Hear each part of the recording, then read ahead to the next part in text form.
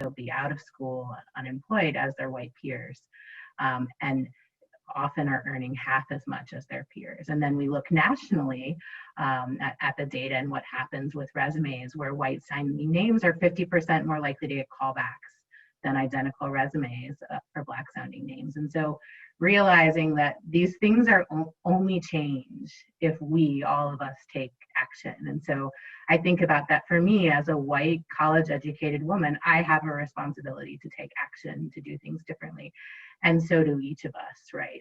As we come to this conversation, my hope is that in this conversation today, we're each challenged to think, not just to think differently, but to act, to consider how the work that we're doing is linked to racial equity, what is really on the line if we don't make changes, to be a change maker in whatever place of privilege that we sit, whatever sphere of influence that we might hold, because equity has never been more important for our community, for our future. And so I'm excited to engage with our panel members today and hear from them the opportunities that they see to really implement equitable and inclusive practices that are going to sustain and uplift workers. And to, as we challenge each other, right, in thinking about what we can do differently, because knowledge is very powerful, but without action, right, we're not truly mobilizing. And so you'll see and hear the theme of listen, learn, act as we go through this conversation today. But really excited to start the dialogue with Council Member Monica Montgomery. We're so pleased to have you with us today. And you have done incredible work across your career to address systemic racism, to advocate for policies that are going to ensure that the distribution of resources are equitable and fair, to foster safe and balanced communities. In your current role for District 4, you've supported the establishment of the new Office for Race and Equity. You proposed funding for digital equity. But in your experience, right, as a council member working on policy issues, what do you see that keeps policymakers from addressing racism and equality head on? And what can we as community members, beyond voting, do to really hold policymakers accountable? Well, thank you so much for having me. I'm really honored to be on this esteemed panel with folks that I know that are in this fight. We're all in this fight together, every single one of us. So happy to be here. I think that I'm going to answer your question, your first question, in two ways. What keeps policymakers from addressing racism and equality? That is actually a loaded question. I think that it requires a complete 180 with regard to our mentality about each other. I think that if policymakers could visualize that it was maybe their children that were being stopped at a rate that is 219% higher than their white counterparts, or if it was them that were at the bottom of the pay equity scale at the city of San Diego, I think that honestly, we would be able to address these issues a lot easier. I will give you another example of why it is tough. I received an email the other day from a constituent within the city of San Diego, not District 4, but that was asking why, as a taxpayer, should she have to pay for the development of the Office of Race and Equity? So we have a lot of different competing interests and opinions about whether equality is already here. You know, whether people of color and low-income people deserve equity, because that means that we go years back to get what we were supposed to have a long time ago, and that becomes controversial, right? So it is, you know, it's a challenge. It's a challenge, but in all of what we've been through, especially this year, and coming to that reckoning, it is now the time to put these issues on the table and not treat them as a to-do list, so to speak, but more as an evolution of who we are supposed to be in this country. And so, and that, you know, the our laws and policies exist and apply to each one of us the same. We're not there yet. And we are beginning to address this, and particularly in San Diego, beginning to really address this head on for what it is, not couching it in a phrase that's comfortable for folks, but addressing those inequities head on. And so I think that besides voting, there are so many ways to be involved. Sometimes just calling up to City Hall and making a statement on an issue really helps.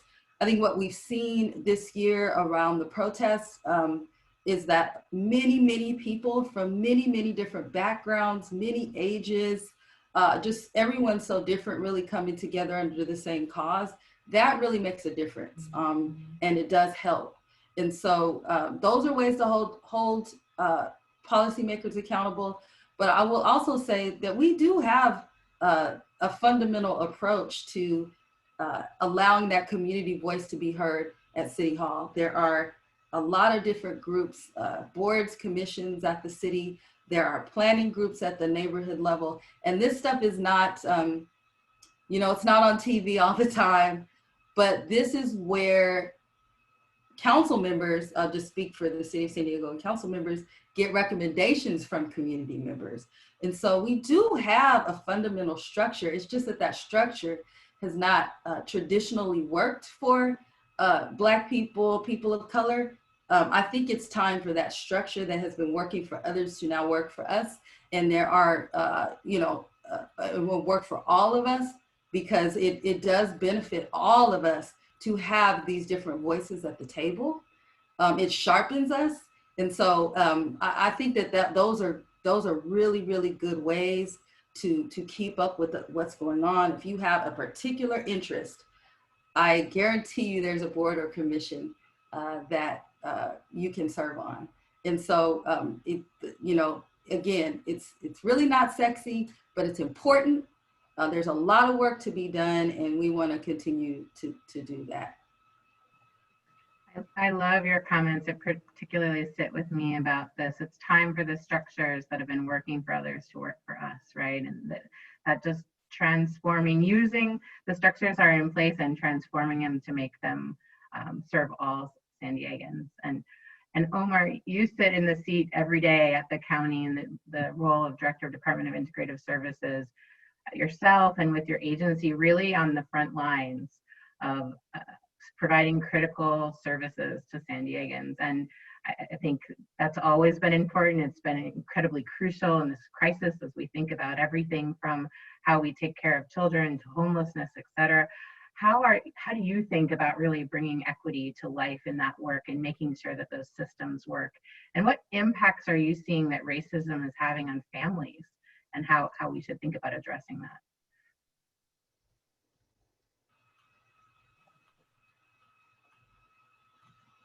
You're on, yeah. Yes. There All right. I started to say thank you, Brooke, for that, and I'm bitten by the times, right? And I'm missing that mute button, but I'm really glad to join this panel and to join all the folks who are tuned in for this dialogue. And I will address the question that you asked.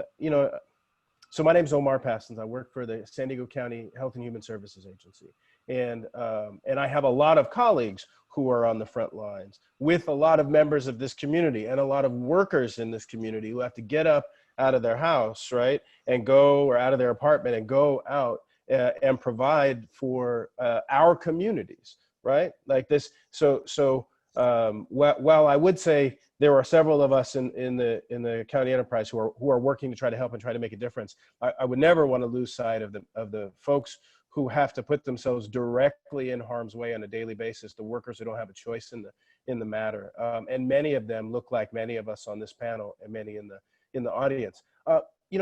Before I get going, and I'll address the questions that you asked, one of the things that I think is really good about this time, this panel, this window that we're in, is that we don't have to be afraid to talk about race and racism and structural racism and the differences between what it means for a system to have racist structures, right? It doesn't necessarily make an individual human being a racist person with personal animus, right? We grow up, I'm a Gen Xer, I grew up and there was this thing and it's like, well, being racist is about an individual attitude. And this opportunity to think about it differently is important, not just because it allows us to have a more honest conversation, but because we're not sort of like hemmed in and afraid of the hucksters and the sort of carnival barkers that run around in all of our communities, sort of, shaming people about using race to shame people. Instead of what everybody on this panel and many in this audience are doing is to say, look, we have real issues, meaningful issues of race and racism. And so I'm grateful for this space, grateful to work for an organization that is not afraid to let me sit on a panel and talk about structural racism, right? Those are important points.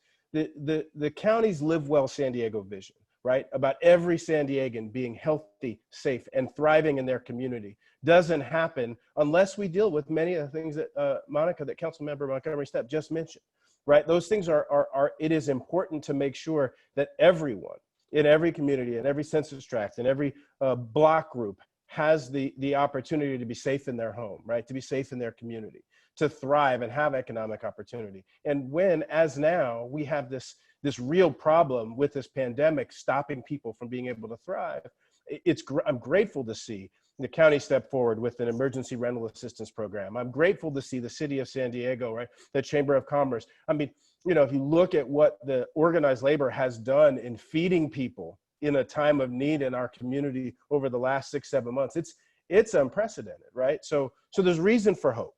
I put in the Twitter thread, the California Department of Public Health's health equity metric, and would encourage people to take a look. As a matter of fact, I'll make it easy. I'm actually going to put it in the chat thread right now because it's so important. Because it says not just, hey, we need equality as a community. That's a great ambition, right? But when your community has had things like my own community, the one I live in right now, has had opportunities over and over and over again, right? And investment and a street light that gets fixed as soon as it goes bad, right? That has sidewalks where some parts of the community don't even have sidewalks to be safe or parks to play in, right? The issue is not just about equality. It's about the equity associated that says that we do need to invest more in some areas than others, right? So you asked me about, and I'll try to stay on topic. I realize I went a little bit sideways, but there's really 3 things I want to say, right? In the nation, Black families make $13 for every $100 of wealth that white families have, right? This is data. Anybody with Google and extra time can look it up. Black children are expelled from preschool nearly twice as often as white children. We're talking about 3- and 4-year-olds. And there's no evidence that the behavior is more severe or more harsh, right? We might sort of knee-jerk to, well, what was happening? No. There's no evidence of harsher behavior, just worse outcomes, just worse treatment. And so we have to be better and be more smart. So when you ask, like, well, what is the sort of impact of racism on our community, right? We know that everybody's heard the statistic. There's a 13% return on investment when you invest dollars between 0 and 5 years old. But if one group is having their children removed from that 0 to 5 opportunity at a disproportionately high rate, we're not getting that benefit. We're not having that equity that you just talked about. I want to make sure to say 2 last points as we wrap and as I move on to the next piece, right? So I mentioned the county's Live Well San Diego vision, which is important. But all of our work, the county, the city of San Diego, the Chamber of Commerce, the Central San Diego Black Chamber of Commerce, and on San Diego City College, right? The workforce partnership. If our leaders are not just diverse, like, oh, we look differently, right? Or we look, well, my skin is brown, right? That's not enough, right? We need our leaders to create space, to elevate voices who have experiences. That's getting to equity. I grew up in a foster home. I have an experience, right? It's not about having grown up in a foster home, but bringing the experience to bear on my job now has to be more than just, oh, we have somebody we can put out in front of you. We're going to, lead, use those experiences to lead, right? I'm more likely to be a foster child. Well, now here we are, so let's make a difference. And the last thing I'd say in this, Councilmember Montgomery Steppe is in this incredible position that I am so, so grateful for, because she is able to stand firmly and proudly and say, hey, we need to make this change. We need an office of racial justice. We need to change, police reform. right? She makes policy changes. And then what we need, and this is the type of job that I have, is the execution of those visions, right? And so when you talk about equity, there's a dual piece here. You've got to make sure that the leadership of, the San Diego Imperial County's Labor Council, the Chamber of Commerce, the Central San Diego Black Chamber of Commerce, the leadership says we are going to do equity differently by getting our leaders to execute on those bold policy visions in a different way. So I think those are some of the real big changes. And I realize I've probably gone over, I apologize. I'm grateful to be here. I get fired up at this conversation, and our babies are so important. Right, that's where equity starts. And so if I just could leave with one thing, it would just be that. It would just be, please, please, please let us focus on the way we treat our youngest people in our society, because it will make a difference as they get older. And thank you very much for giving me a chance to speak. Yeah, thank you, Omar. I mean, it's a topic to be fired up about, right? If we're not addressing it for our youngest community members, right, we can see the impact that happens over time. And your point about the agency leaders that execute, we can have a wonderful strategy if we don't have folks at the table who are able to execute that, right? Things will be left behind. So I so appreciate those comments. And as we think about this ecosystem of a community, right, we have to think about the role that businesses are playing, right? And so, Donna, you're serving the community as the CEO of our Central San Diego's Black Chamber of Commerce. You see firsthand how businesses are really the cornerstone of our community, the jobs that they're providing for families, how they're driving economic growth. What support do you see that the business community needs in this work? And how can they continue to be that engine for change? Well, thank you. First, I just want to say thank you for having me here, this distinguished panel right now. I'm just really excited. But, our mission at the Central San Diego Black Chamber of Commerce is to create generational wealth for Black-owned businesses and for the Black community. And small businesses do make... Donna, you're on mute, unfortunately. You're on mute. Sorry. Yeah. That's so weird. Okay. So, I was saying that small businesses make up the heart of the communities, and specifically minority-owned businesses contribute to the vibrant economic and cultural landscape in San Diego. They create local jobs and offer such unique products and services and keep more money in our local communities. The challenges that we've been having is that minority-owned businesses have been underfunded, undercapitalized, and underemployed. And when we talk about these impacts, it's grounded in historic and current influences of structural racism that creates these economic barriers for minority-owned businesses that others don't face. And without proper intervention for change, this has the potential of a massive negative impact across generations, further pushing back minorities, specifically I can say for our Black communities for decades. It is totally impossible to create generational wealth if minority-owned businesses continue to be systemically discriminated against and competing for economic parity. And I can tell you that when COVID-19 burst into our communities, minority-owned businesses were hit fastest and the hardest, more than any others. And with George Floyd and all the others, it was like a crisis on top of a crisis. And COVID-19 has affected commerce in such an unprecedented manner. And small businesses are feeling the impact, way more impact than I would say that larger corporations. I was reading some data, and McKinsey had a great article that talks about over 54% of businesses of jobs are from minority-owned businesses, and they are vulnerable in being eliminated by COVID-19. And half of the jobs at firms with fewer than 100 employees are vulnerable, compared to 40% at larger companies in the private sector. So when we talk about recovery, minority-owned businesses have been disproportionately left behind as it relates to denying funding, shutting out processes for loans and grants out with the city, the county, the state, federal, and every way possible. I think that we're starting to see a curve. And as we talk about as a county flattening as one region flattening this COVID-19 curve, I think this is the most critical time to talk about flattening the economic disparity curve, and making sure that equity, fairness is in access to capital and business mentors, lending practices, looking at qualifications. We know that basically minority-owned businesses are, they are economic growth and sustainable businesses for our community.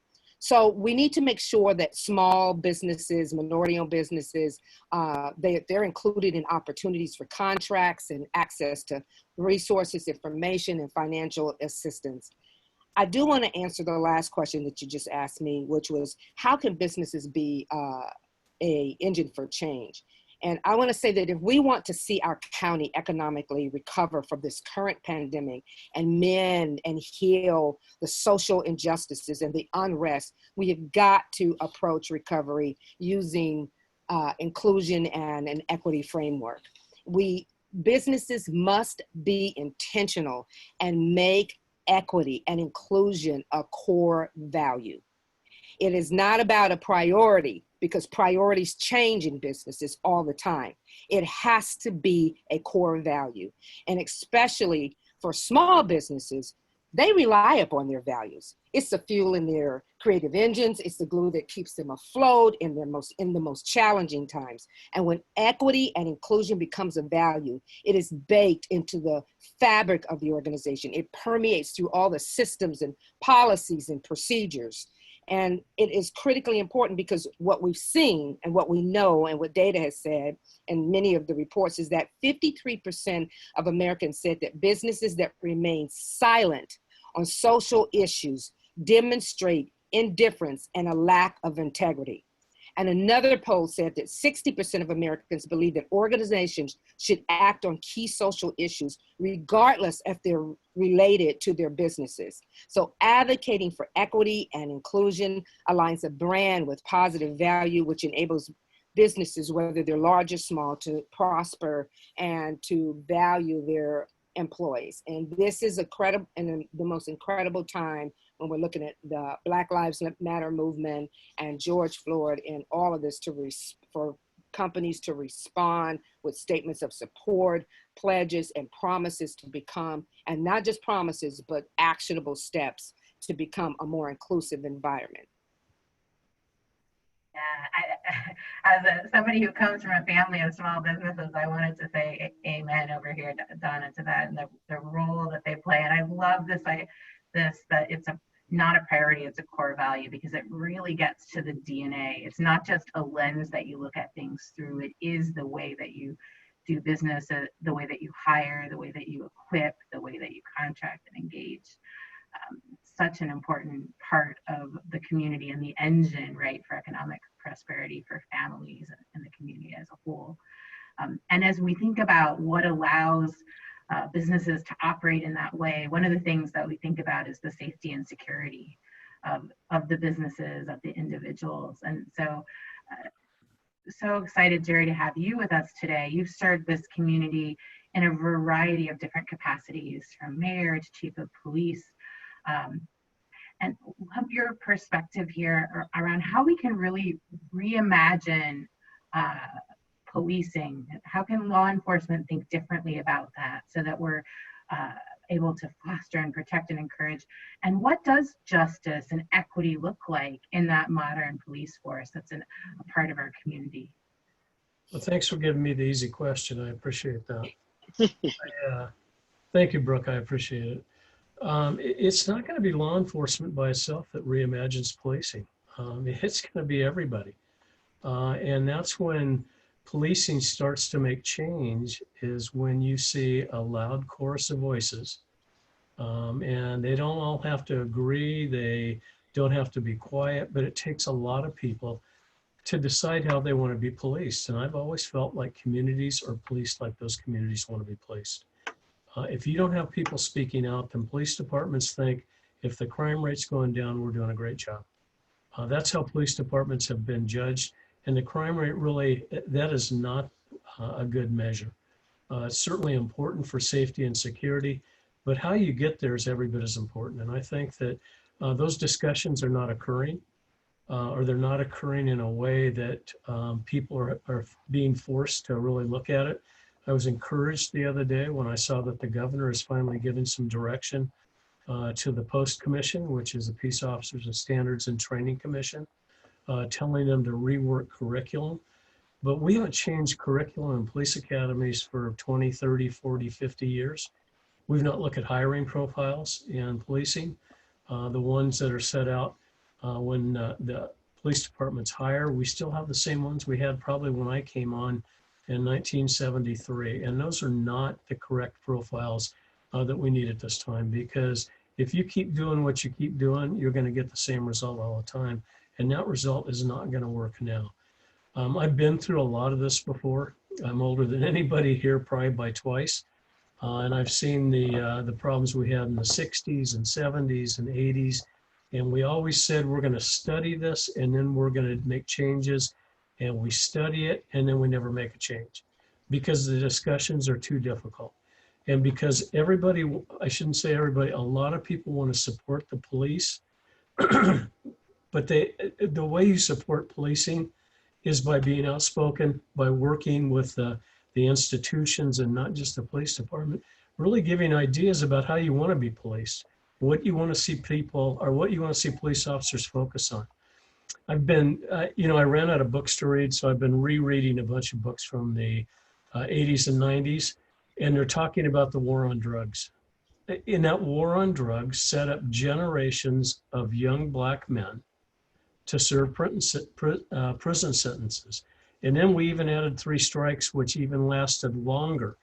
And so now we're legalizing a lot of things, and we're thinking, how in the world did these young people get stuck in prison till they're 50 years old for a drug violation? And I think that's just an excellent example about how we have to really start coming together as a community, deciding what criminal justice should look like, deciding what the important issues should look like. Just like Donna was saying, deciding what generational wealth should look like. And until we're willing to have those very tough discussions, then I don't think I see change coming. I think police departments are willing to do it, but they're some of the most institutional of organizations. And we were always proud when we reflected the community in our officers. But you know what? Those officers, a lot of them changed to fit the institution. So it doesn't matter whether you're African American or Latino or white, you change to fit the institution. And I don't think that's the way it should be. And that's what we've been talking about in a lot of this. So policing is always going to be the flashpoint. All these issues always come around policing as the flashpoint. And I understand that, and it's legitimate, and there's a lot of bad policing going on in a lot of places. But there's institutions behind that, and there's systems behind that have created a lot of animosity from a lot of people. And then it all boils over on one police stop, and we're ill prepared to handle those types of things. So I again want to go back to the fact that we need to have tough conversations. We need to be willing to confront each other. We need to be willing to put that space in our workplaces, as Omar said, without worry about offending some people, and we're going to offend some people. There's no way around a discussion like this that doesn't offend people. That's just the way it is. So until we're willing to really start working on those issues, we're going to find change is difficult. But we have the best opportunity this time for a lot of reasons to actually make that change. And we've seen Councilmember Montgomery's change in terms of a police review commission or a police commission that it would have never gotten through before if we hadn't had her leadership on this. And I think that's when we start seeing the changes, when we have people saying, I don't like this anymore. But we need to look at all the criminal justice institutions, whether it's sentencing, whether it's the courts. Omar brought up schools. The schools, it's just crazy to bring cops into schools to take some young person away, usually a young man. That's not a place for cops to be. That's a place for teachers and educators and counselors to work on those issues so that we don't criminalize activity that is not criminal. So I'll stop there. Thank you for being willing to tackle the tough conversation, right? And for the reminder that if we shy away from it, those conversations, then we're not going to see the change that we need in the community. And Dr. Shabazz, as we think about other tough conversations around access to education, right? How we make sure that folks have vital learning and the ability to advance. And so your organization plays an incredible role in equipping folks in San Diego. And we know that access or the lack thereof can be an accelerator for economic mobility or a huge barrier. And so what can we do, not just as educators, but as community members, to ensure that equity of access is there for all, and to really build those strong pathways for economic mobility? Great, thank you, Brooke. And wow, I have so many things I want to say, and I want to really thank Jerry for his words, and all of the speakers for their words. We could talk for hours about each one of the subjects. I am so honored to serve as the president of San Diego City College, which, like Donna said, has as our core value social justice and educational equity. And I believe that justice is a byproduct of equity, and you can see it in the work that we do at City College in educating first-generation college students, low-income students, formerly incarcerated, formerly military. I mean, I could go down the list. The fact of the matter is that community colleges are just that. We reflect the community. And when you look at the number of Latino students and Black students who start their education at a community college, we know we are the launching board for a lot of folks who are the first in many categories in their families to go to college. However, those institutional barriers that Omar and Donna and Jerry and others talked about is very real, even in our community college system, whereby California community colleges receive the lowest funding rate of any segment of education, lower than K through 12, lower than UC, lower than CSU. And that, I would say, along with this discussion around policing, is a civil rights matter, that the most diverse student population receives the lowest funding to change lives, and the University of California, which is the least diverse, receives the highest per student average. And so the community college system educates about 2.1 million people. That's future police, teachers, every segment of the population, including workforce, which is appropriate for this discussion. And so nursing and welding and careers that are not only livable wage careers, but careers that can lead to people starting businesses. That's what excites me about many of the students who go into our career education areas, is many of them intend to start business in those areas. And as Donna talked about generational wealth, you know, we know that when someone starts a business, they're usually going to hire someone, which means that person has an opportunity to be gainfully employed. But, you know, this discussion about equity and social justice is one that we've been having long before I arrived at City College as the president. And when you look at City College, it really is the first for people. And I'll just mention Jim Sinegal, who is the founder of Costco, came through the City College's doors. And if it wasn't for City College's business program, frankly, we wouldn't have Costco. And the same for those, and who may be familiar with the Price Club and the Price family, all came through a community college. And they're just stories after stories of how we help to change lives. But I would just leave you with this, Brooke. How many more lives could we change? Well, actually, two things. How many more lives could we change if funding was adequate? And then lastly, something that came to mind prior to this discussion, because I agree with Jerry that we need to have these tough conversations. And I also have come to a point that I've realized that not all conflict is bad. Not all conflict has to be bad.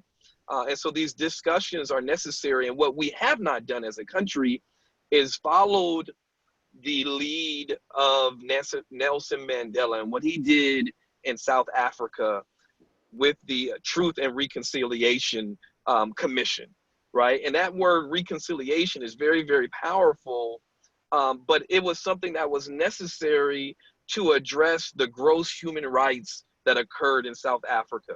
Folks, there have been some gross human rights that have occurred in the United States. And until we have an opportunity to have some reconciliation and some truth, we're going to continue to have these challenges. And I'll stop there, Brooke. Yeah, I think our willingness, right, to be uncomfortable, to push in on the conversation and realize that sometimes conflict and discourse is incredibly important to actually move. It is so powerful, right? Satomi, so happy to have you as part of this conversation. And we've had just been a tremendous dialogue around all different aspects of systems. But we would be remiss if we didn't talk about the people at the end of the day, right? If we weren't really pushing in on how do we have a people first approach. And so you serve as the Director of Program and Development and Outreach at the San Diego and Imperial County Labor Council. How do you view the way we should think about this? How do we consider taking a people first approach? Thank you, Brooke, and thank you to my fellow panelists here. I feel so honored to be here and privileged to be with in the company of such esteemed leadership. So I'm going to answer your question, but I'm going to tell a story first. So when I was about 10 or 11 years old, my father put me on a plane to Atlanta to meet my grandparents for the first time. And, you know, I'm a native San Diegan, born and raised, endangered species. So that was the first time I'd ever left California. I remember feeling confused getting off the plane because it was like raining and it was really hot. And I was like, what is this?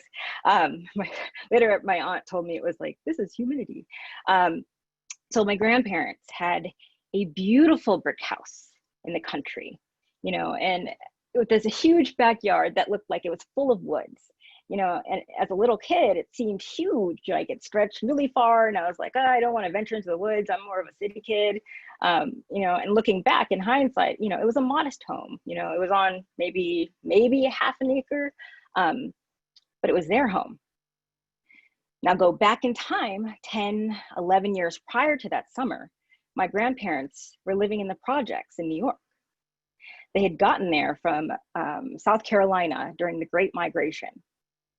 So at this time, 10 years ago, my mother, who was pregnant with me at the time, she was staying with my grandparents while my father's ship was underway. He was in the Navy.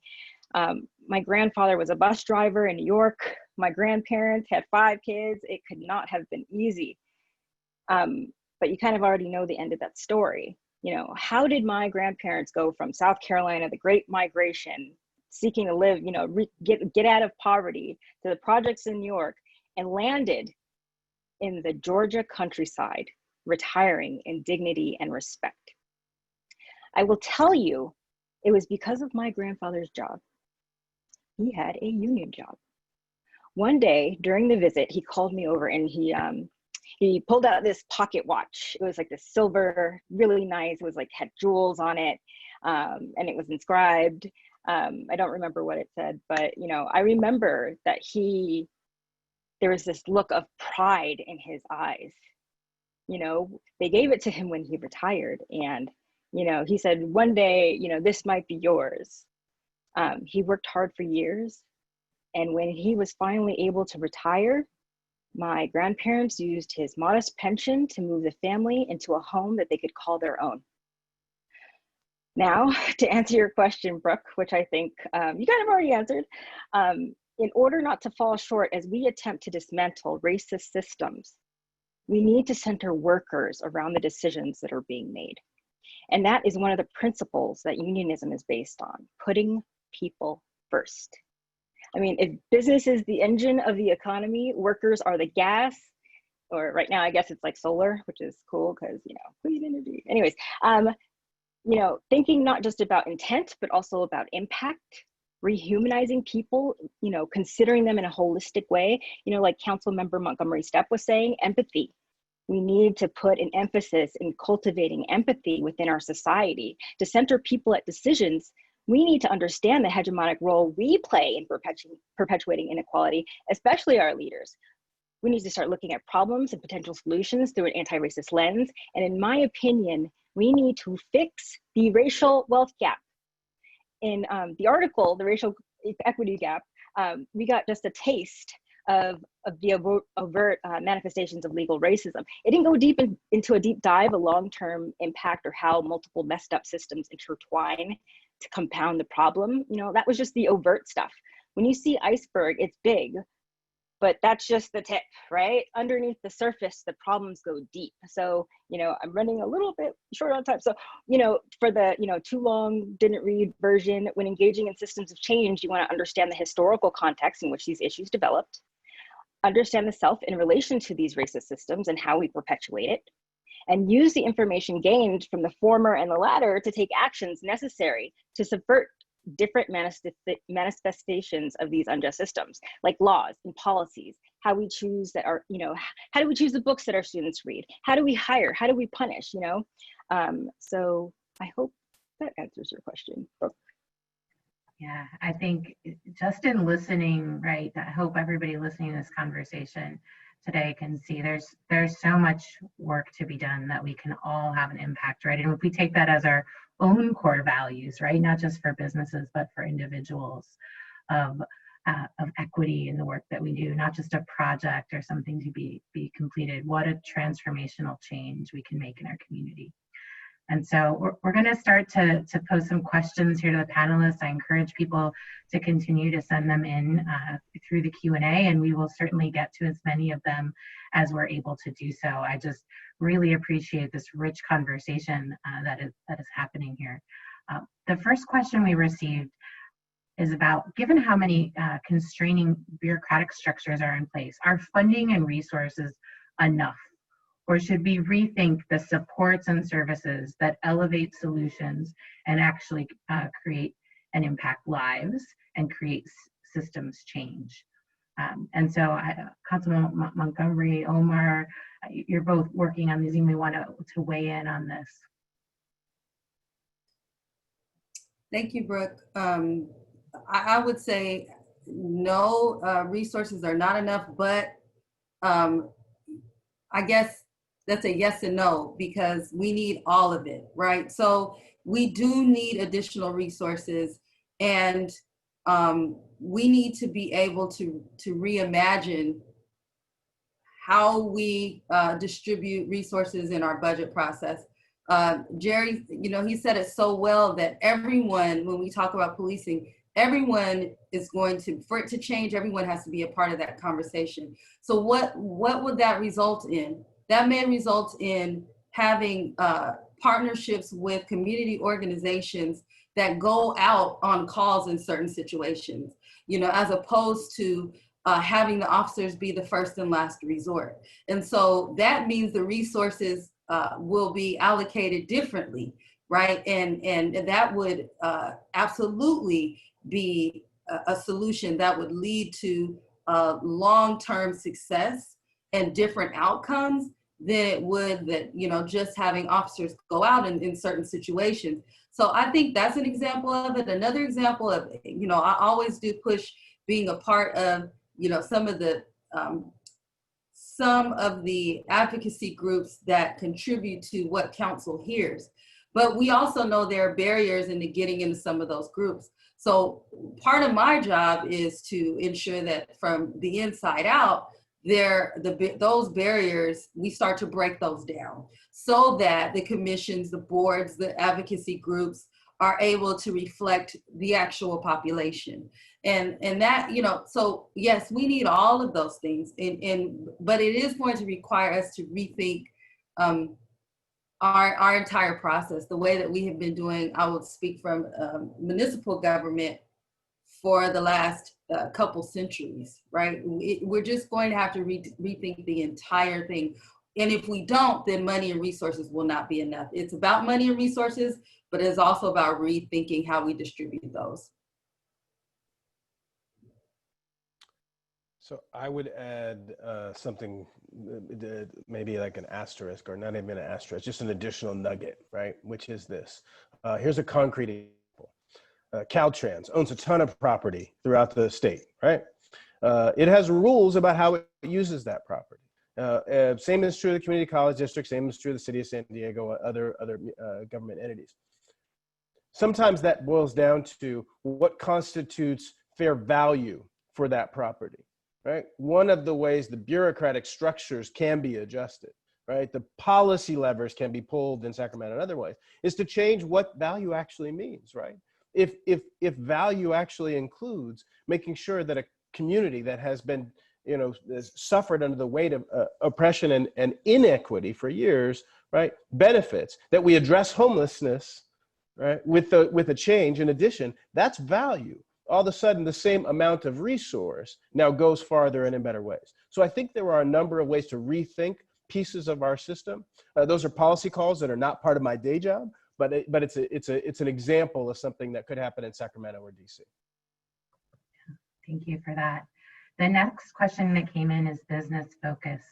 It says, I represent a private employer, 500 white and blue collar employees who's not yet expressed a desire to engage in dialogue about creating a workplace culture that embraces the change momentum happening around us in the media, in the community, and within our own offices. What's the most effective way to start this conversation at the highest level of an organization? And Donna, with your work in businesses, do you want to share? You're on mute. Got it. So I think I'm going to approach this from my work in diversity and inclusion in the corporate world. And I can tell you that I have been with major corporations that this is happening all the time. And I will tell you that the way to combat this, or the way to approach it rather, is around a bottom-up and a top-down approach. When you know that you have leaders that are not ready for this conversation, you start at the bottom. You create employee resource groups. You find out who even as leaders, what leaders are advocates and allies in this type of conversation. And sometimes, I'm laughing because Dr. Shabazz and the word ally, but it is really critically important that you know who what leaders are allies, because leaders listen to leaders. And then from a bottom-up approach, the more that you can connect and network with people who are like-minded and thinking around inclusion and equity and diversity in your organization, and you bring that as a collective voice in a collective way, the more that leaders understand the importance of it as it relates to what their employees are thinking about. And so please make sure that you connect with people in your organization from a bottom-up approach. And the top-down approach, again, is to find those allies and those leaders who believe in and who even demonstrate or walk the talk so that they can connect with like-minded and leaders at their level to have the conversation. Thank you for that. The next question that came in is for Dr. Shabazz. Says, at Wesley House, we provide housing, food, programs, and services for underserved college students, including foster youth, formerly incarcerated, and first-generational students. How can nonprofits better partner and collaborate with community colleges to provide more intentional and impactful resources for our community college students to ensure their success? And we can't hear you. Sorry about that. We would love to partner and in fact do partner with a number of community-based organizations. And so the easiest thing to do would be to reach out to the vice president of students at whatever college that you would like to partner with. In this case, if you'd love to partner with San Diego City College, please shoot me an email. You can, I already saw in the chat, Andrew or someone put the website for San Diego City College. I'm very easy to find as a public employee. But usually the vice president of students has housing, what we call basic need programs underneath their charge. At City College, we're very fortunate to have partnerships with the San Diego Food Bank and Feeding San Diego, where we do food distributions on our campus with those organizations. And that's just one of many examples of a partnership between the college and a nonprofit. If I could though, Brooke, I wanted to tackle, just add one thing to Donna, because Donna is an expert at this work. So the company who's looking to get some help, Donna didn't say this, so let me say it for her. Please reach out to Donna or anyone on this panel. We can connect you with professionals who are in this space. Dr. Jones is another person who's in San Diego, but there are those of us who work in this space who can connect you with experts like Donna and others. And if I could, it begins with surveying your employees, right? Put together a survey and be data informed in terms of the experience, because even though the question was that the organization may not be ready for these discussions, I guarantee that they're happening. Why not be intentional about having those discussions? So I would just add, if I could, to survey your employees and find out what's really going on. Thank you for that. And thumbs up from Donna.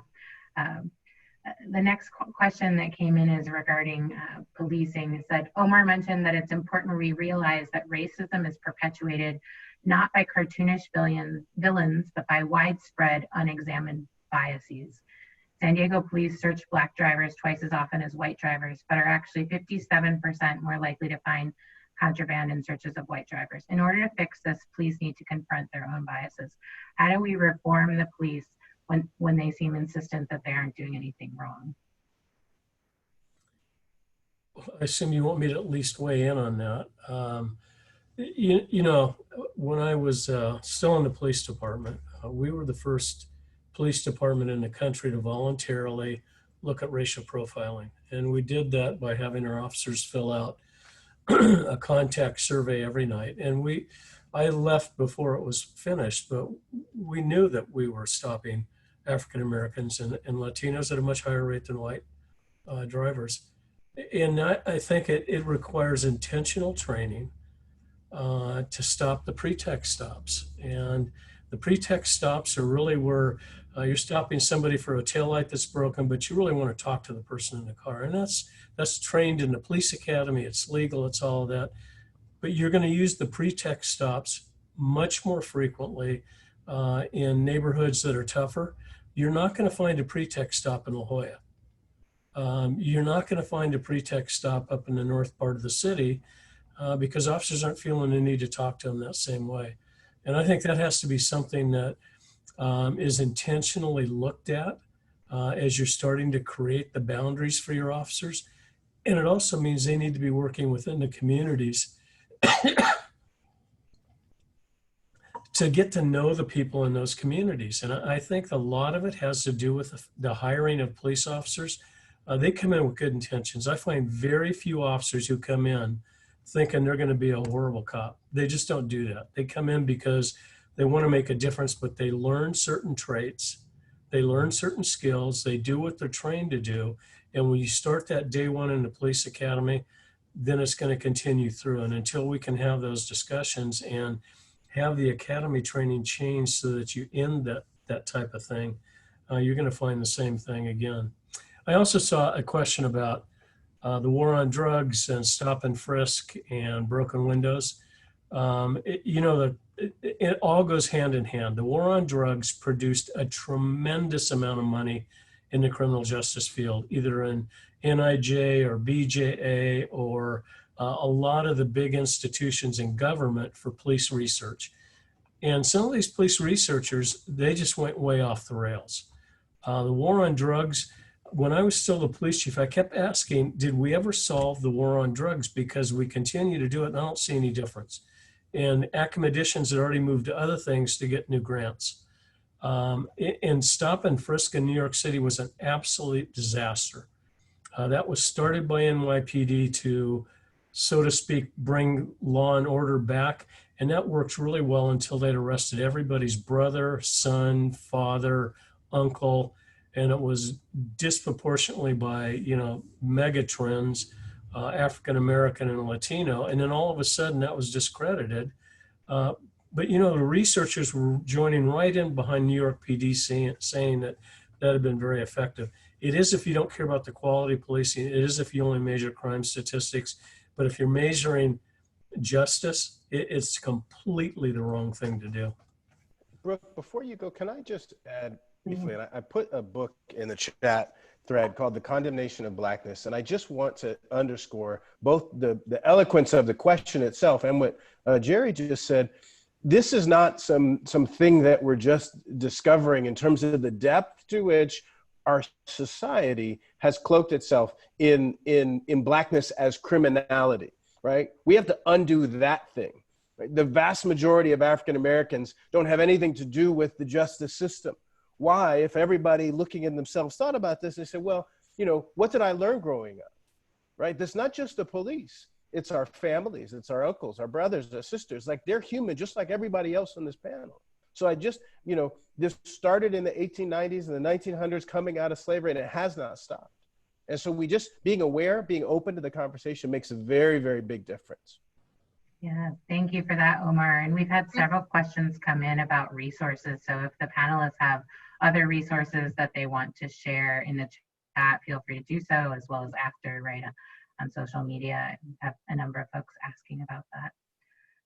The next question that we received is talking about how we can support workers. And so it says, I'm wondering if someone might speak to democratizing workplaces. How do we build in equity in recruitment, hiring, training, and promotional practices within companies, but also empower workers to have agency to control their own professional outcomes? Can we also stop calling this, as a side note, can we stop calling labor unions special interests? They're literally made up of workers. So I'll turn to you, Satomi, and then Donna may want to also comment from the business perspective. Thank you. Yes, definitely not special interest. Unions are people coming together to affect positive change. And you know, to answer the question, I mean, you have to, if you look at the problem in a systemic way from like the top down, and you can see there's different systems working together or working in tandem. And so, you know, to perpetuate a problem. So, you know, when you're talking about hiring and equitable practices, well, my natural inclination is to say, hey, make sure you have a good, strong union contract in your workplace that draws out, like that, you know, creates an equitable process for hiring, that creates an equitable process for having your performance reviews, et cetera, et cetera. And I believe Donna will go more into that, but specifically, like, we have to come together, and workers, you know, have to have a say in their workplace. And the fact of the matter is, it's about shifting the power and recognizing that workers are human beings, right? Like, we can bring up COVID, for instance. Do we know that COVID is having a disproportional impact on people of color, especially women of color? You know, you're in your workplace, but you're also in your home. You literally are pulling double shift, and especially when it comes to gender equity, as well as race, because you have compounding or intersectional identities, you know, we know that Black women and Latino women, single mothers, are impacted the most by COVID. So what can we do? What can employers do? They can make their workplaces more equitable. They can introduce empathy. They can introduce empathy into how they develop processes, right? And how they respond to their workers. It's treating your workers as human beings and not just widgets. And so, you know, that's why the special interest, you know, point was brilliant, because we are human, we are workers, we are people, and we deserve to be looked at in a whole way. So I hope that answers the question. But Thank you for that. Donna, do you want to add any perspective? Well, just quickly, you know, Dr. Shabazz brought up a good point. It's all about the data. And so if companies are not collecting data around succession planning, promotions, first of all, recruiters are biased. So think about that. And I made that statement because they are. We all have biases. And when we recruit, are we looking for people who look just like us? Recruiters typically use the words cultural fit.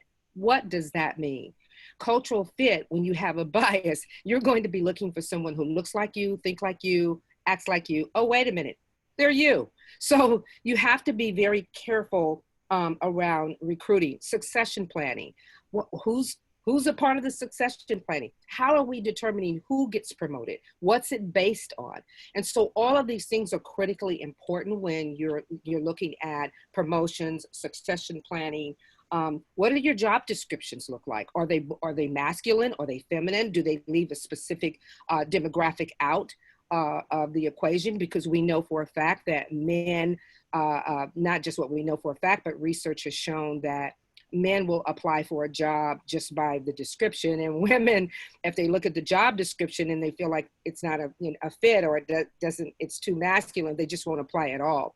And so we've got to look at, are we using words that people of color in those job descriptions may feel that there's a bias, or all of those things. And so my recommendation is that you bring a consultant in, or your HR person, and have some type of assessment and an analytical piece done on all of your processes and in your HR systems, because that's where you're going to find many discriminatory practices in companies. Yeah, thank you That's, so much for that. So, Satomi, do you want to add? Yes, and very good points. And that to build on that, sponsorships, our networks, right? We know that how people move through an organization or move up through an organization is based on the relationships they have, right?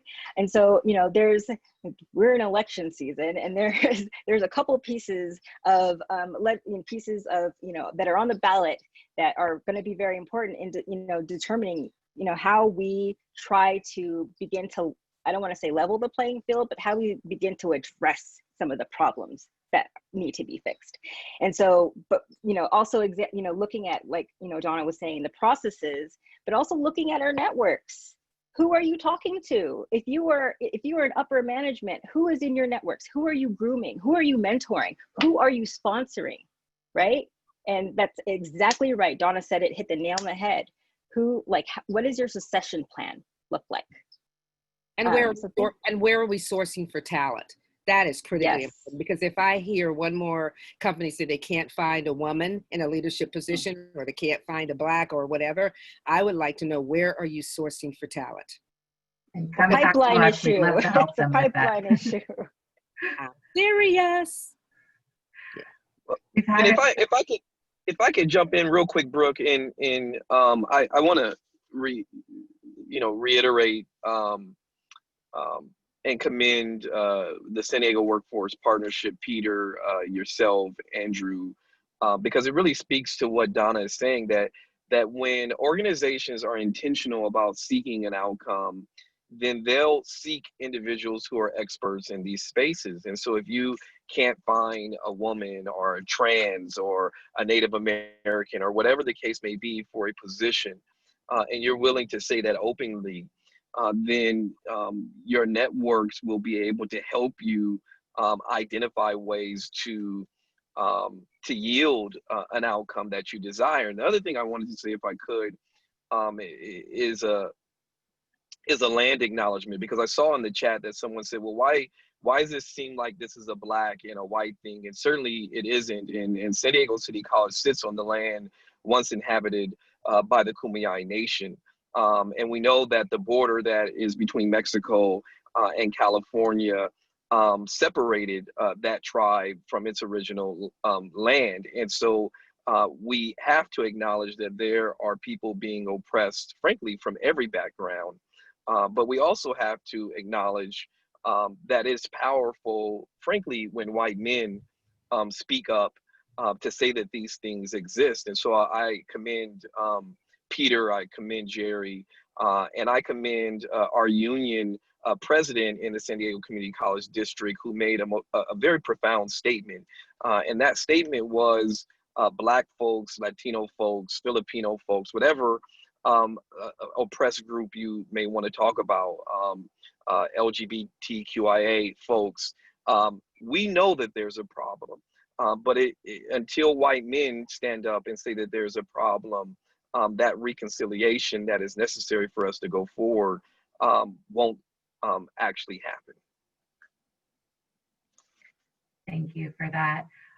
We've had several questions come in around how can folks build connections to get into a good job when they don't have the social or relationship capital, and was posed to any of the panelists that would like to weigh in. I'd love to. Before joining the county, I practiced law here in San Diego for about 14 years. And a big part of that was mentoring junior, either law students or junior lawyers, trying to help folks sort of make their way. And then also internally with paralegals or other staff. And one of the things that was often true is that there was a ceiling to what was immediately possible for getting leadership within the organization. So we say, go find something you're passionate about and volunteer. Because here's what's true of every board I've sat on since I've been in San Diego, every opportunity, even before when I lived in DC, the people who give their time on those boards are the ones to network with. Because not only do they have a job that they're doing, and they're usually fairly high up in those jobs, right? But they're giving extra time to volunteer for the organization. So you do something you care about, and it puts you in a position to prove your ability, to prove that your word is good, and creates entree. San Diego is a much easier place to get involved than many back east cities. We don't have this sort of legacy of who's your mom and your grandpa and your great grandpa, whatever else. If that were the case, I'd be out of luck, right? And so probably some other folks on this panel, right? And in the audience. So I think that's what I would say is get that entree to other opportunities, volunteerism, et cetera, to get that network.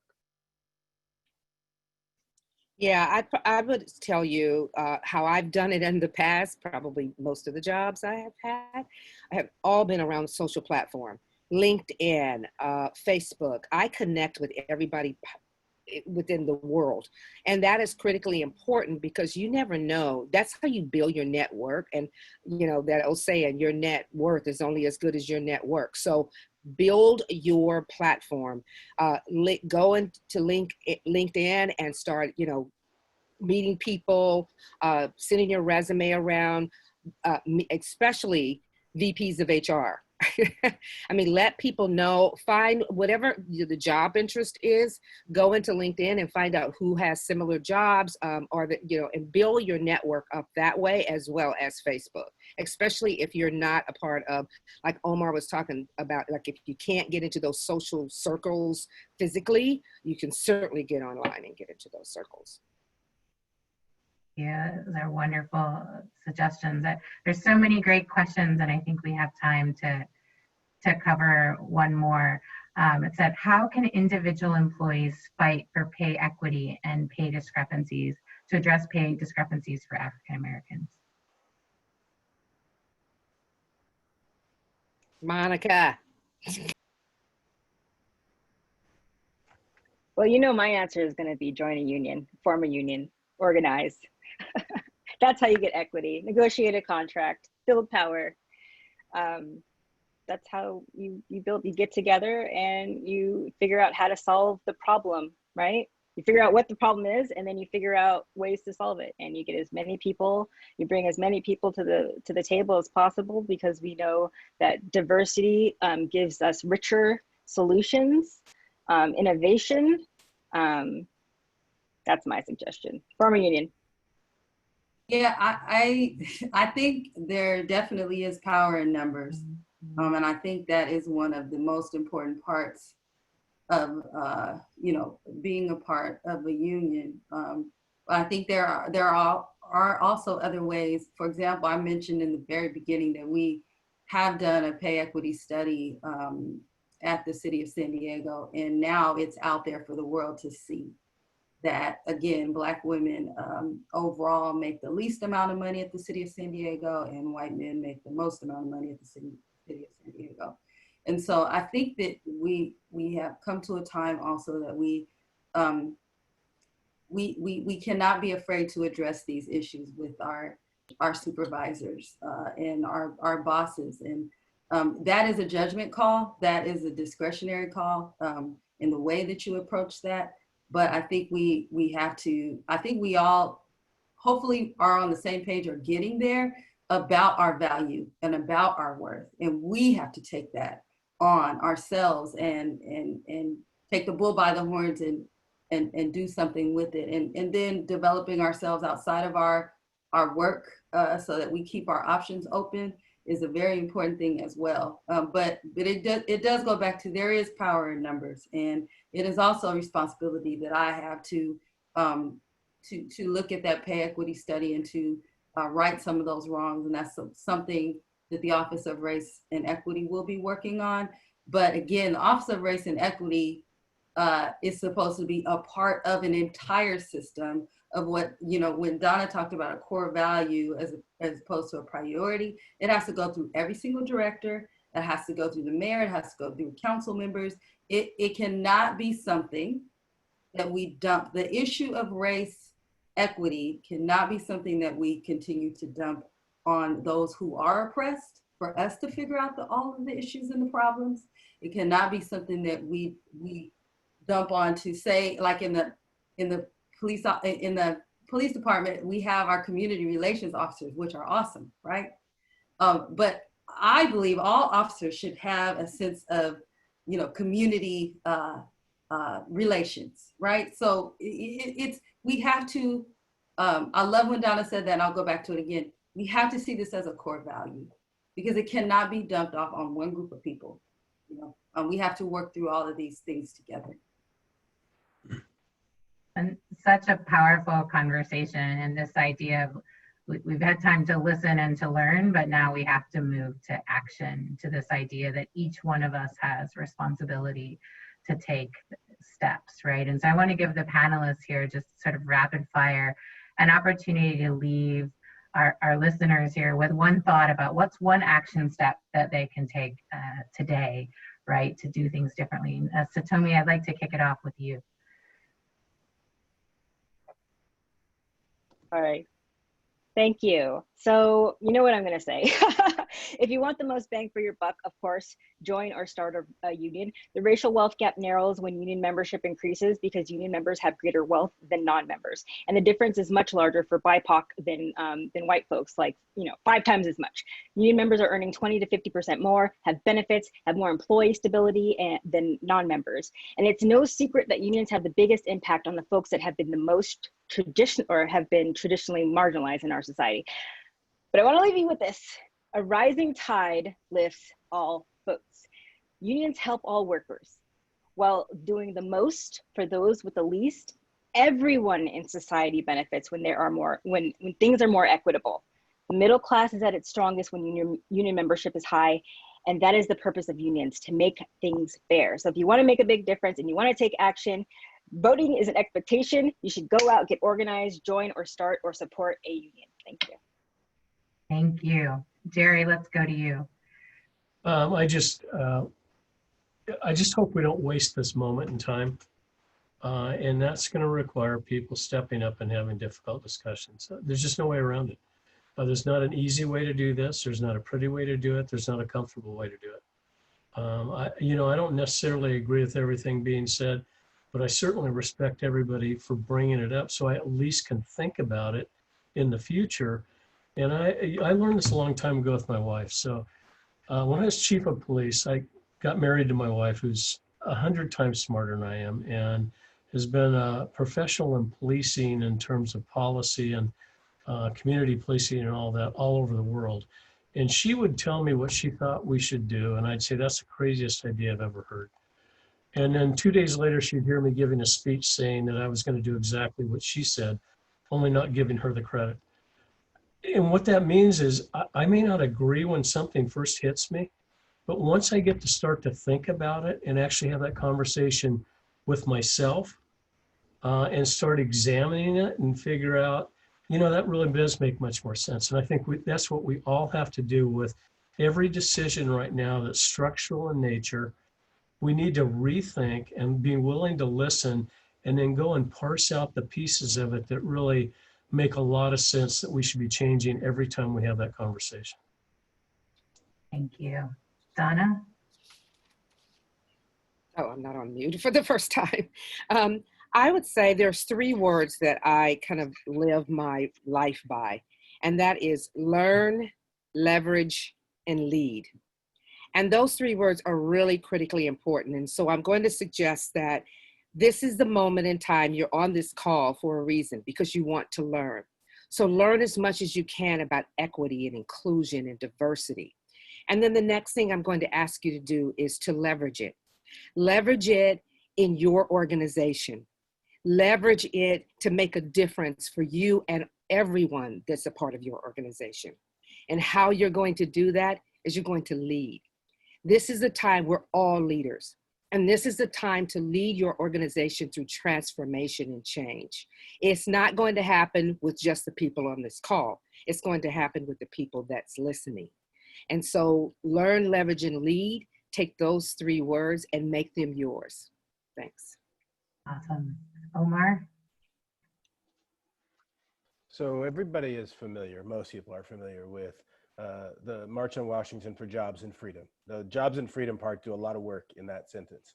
And usually we just hear about the March on Washington and Dr. King's famous speech. And it's really impassioned talk about the future in which little black boys and little white girls and little white children and whatever. That part of it is the part that everybody remembers.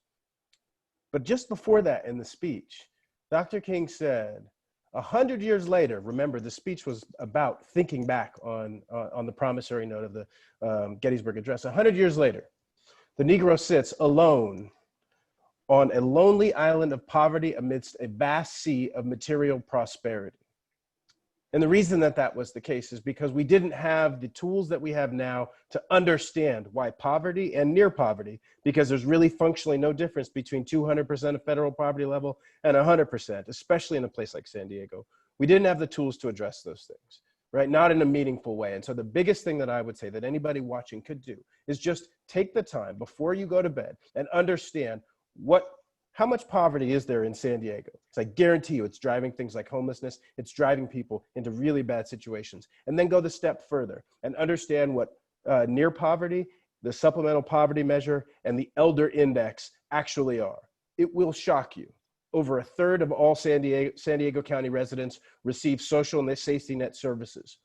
That number will grow with this pandemic. Learn, because that's how we are able to use your hashtag, listen and act. Thank you. Thank you, Omar. Dr. Shabazz? Great, thank you. You know, I heard Omar say that he's a Gen Xer and I'm a Gen Xer also, and that's relevant because I didn't live during the 1960s. I wasn't born. This is the biggest civil rights movement of our generation, and it may be of our lifetime. And so as Jerry has indicated, we have to take action to honor the lives of Breonna Taylor and George Floyd and many others who died without the cell phone being near. I would encourage everyone to read Dr. Kinde's book, How to Be an Anti-Racist. And in reading the book, I believe one of the most profound parts of the book is this notion that there is no middle ground. You're either a racist or you're not. And if you're not, you're obligated to hold people accountable who are doing racist things. And so you also heard Donna reference this notion about ally. And while I get that using the term ally is a safe thing to use, I'm not looking for allies. I'm looking for co-conspirators, people who are going to call out racism and these structural systems that are in place that are socially replicating the inequalities that we see, of which is poverty. And so for those of us who are co-conspirators, let's go out and do the right thing and make sure that this point in time does enlist change in the world that we live in. Thank you so much, Councilmember Montgomery. Thank you, Brooke. Thank you, everyone. Again, I'm just honored to be here with you all. I would just encourage all of us to be uncomfortable in this time. We cannot afford to be comfortable. The conversations that we're having are going to be hard.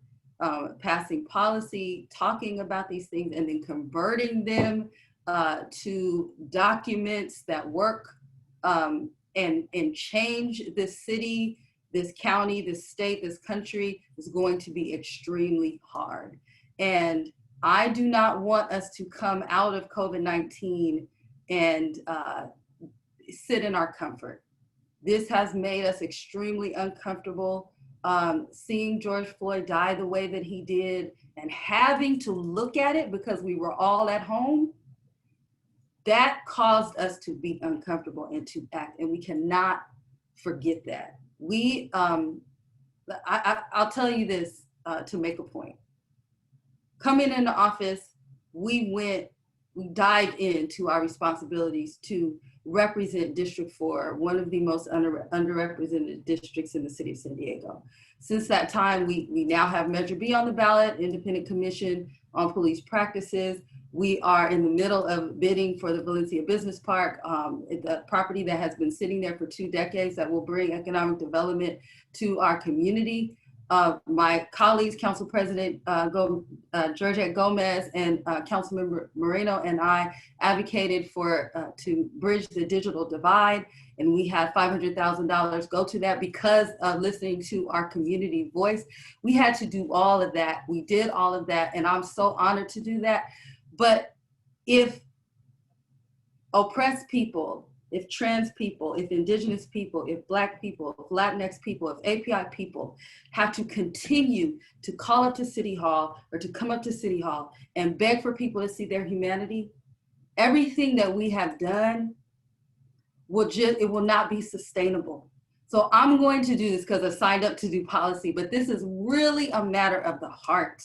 How we have been conditioned for centuries to believe these things about each other that are not true. You know, we have to believe that we deserve to live that dream, that so-called American dream. And we have to ask ourselves continually, what am I doing to make America possible? This ideal of America, what am I doing to make it possible? And so that's what I would say, just stay uncomfortable. We can't go back. We can't unsee what we've seen and had to look at. So I appreciate everyone for being here and for having me. Thank you. Thank you so much. Before Peter closes us off, I just want to thank everyone for the wonderful questions. I know we weren't able to get through all of them, but don't let the dialogue end here. Let's continue the listening, the learning, and the acting. Also, there's been lots of great resources posted in the chat, so please take a moment to look at those, as well as emails that were shared and opportunity to have your voice be heard.